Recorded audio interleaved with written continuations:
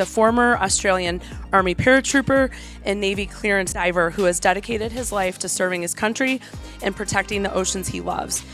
Paul's life took a dramatic turn when he was attacked by a bull shark during a Navy training exercise, resulting in the loss of his right hand and part of his right leg.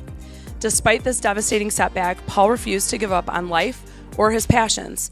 He returned to the water and even began diving with sharks again, becoming a passionate advocate for shark conservation and marine protection.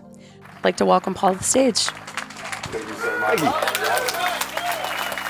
Everyone in Detroit stared at me the whole time I was walking around today.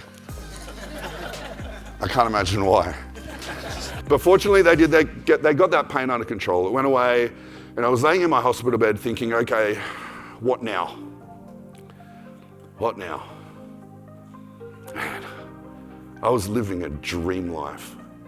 I was traveling the world with my mates, jumping out of planes and helicopters, going diving, shooting guns, blowing stuff up. I was living my big boy fantasy.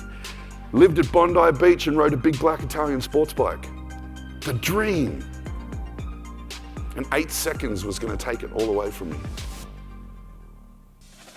Like the personal things. How am I going to ride my bike?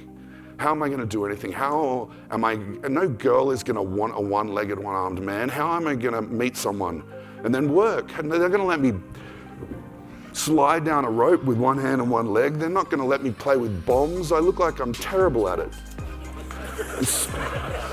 It was such a complicated situation. But I'm not a complicated person. I'm a very simple person, and I like simple choices. And I feel like a lot of the times in our lives as human beings, we overcomplicate every bloody thing when we can just break it down to simple choices. And so that day I decided to make a simple choice, ask myself a simple question. What do I want?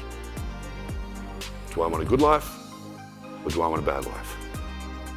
Now, we can ask ourselves this every hour of every day if we want, to remind ourselves of what path we are actually on and which path we actually want. So where do you start? You start small. You start with the things that you can control.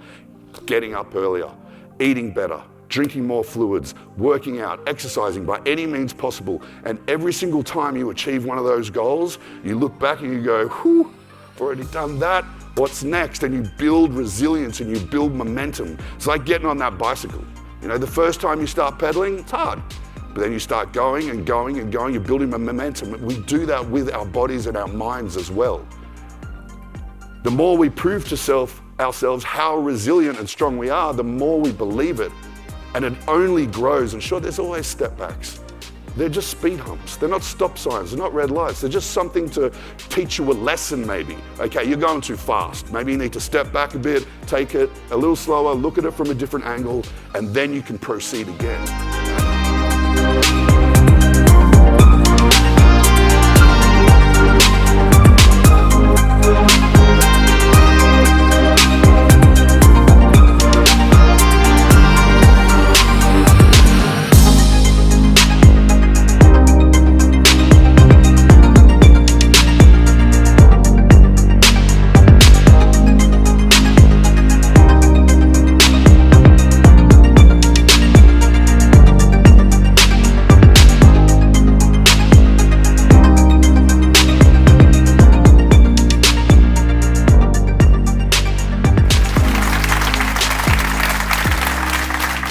Today, Paul came and spoke for us. He came all the way from LA, although he's an Australian citizen.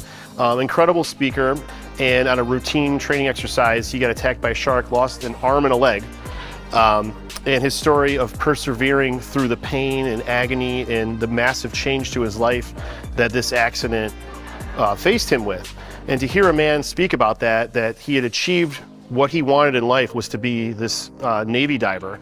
And to lose the ability to do that in such a quick moment and be that close to death, and the things he did to not give up and push through and get back to where he wanted to be and possibly even better off than he was before. On top of that, he's a pretty funny guy. He had some good jokes, and I think he had the whole audience in his hand today. It was great. There's so many takeaways. First of all, I cried a lot. I almost passed out. but didn't. And I have to say, the fact that he took such a tragic event that impacted him so uniquely, but applied it to our lives, our businesses, how we can use adversity in what happens to us and just like push forward. Detroit, thank you so much for having me. You're an amazing audience. You laughed at all my stupid jokes and you made me feel really special, and it was great to meet you all one-on-one and sign some books and have some chats. I really enjoyed my first trip to Detroit. Hopefully I get to come back. Take care.